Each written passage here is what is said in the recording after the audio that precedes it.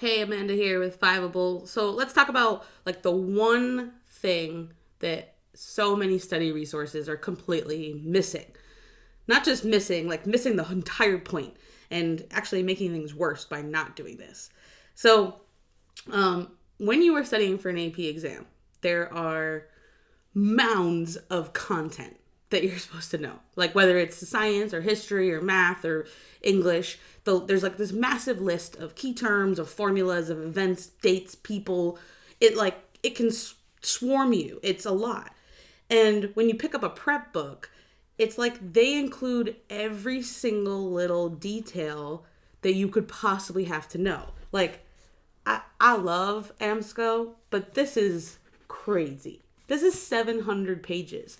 So even if you're taking one AP, you have other classes, you have other responsibilities. 700 pages is a lot to memorize. If you're taking several APs, like what are you supposed to do? Memorize like 2,800 pages of content? It's a lot. And this barely includes how to get the actual points, right? Just because you know the content doesn't mean you're going to get a 5. You still need to know how to actually write for the rubric, how to answer the multiple choice questions fast enough, how to get the points in a short answer. It's a lot.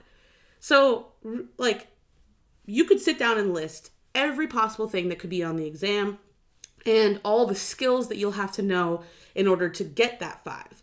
But all of that is way too overwhelming. And what these types of resources are completely missing is the fact that you, above all else, need to prioritize.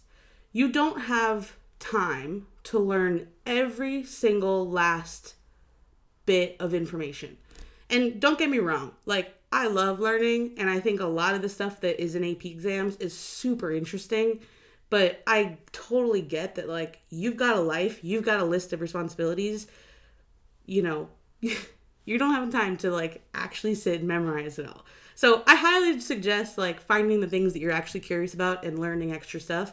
But when it comes to AP exams, you just need to get super focused on a very prioritized list. So how do you get to that list? How do you get to a point where you know this is what I need to study? This is what is going to be on the test. Because when you're looking at 700 pages, it can feel like, well, I can skip stuff, but what if I skip the thing that's going to be on the test? Yeah. So how does this work? So that is what we focus on the most at Fiveable. It's because it's interactive, because we do live reviews. It means that a teacher like me or a student that got a 5 before is live and is talking through some piece of content or some skill or some essay that you're going to have to write. And we know this is the list of, I can condense this book into exactly what is most likely to be on the exam. So I can already give you a smarter list than this does.